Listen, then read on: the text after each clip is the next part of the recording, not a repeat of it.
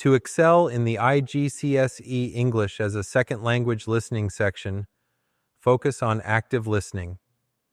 Practice by listening to various English audio sources like podcasts or news reports. Take notes while you listen.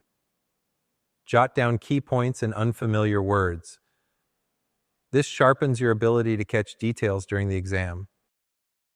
Familiarize yourself with the exam format. Know the types of questions and the instructions. During practice, simulate exam conditions to build your confidence. Create a study timetable. Dedicate 30 minutes daily to listening exercises, alternating between different accents and topics. Set aside 1 day a week for full practice tests. Remember, it's not just about hearing the words, it's about understanding the context. Stay positive and keep practicing. You've got this.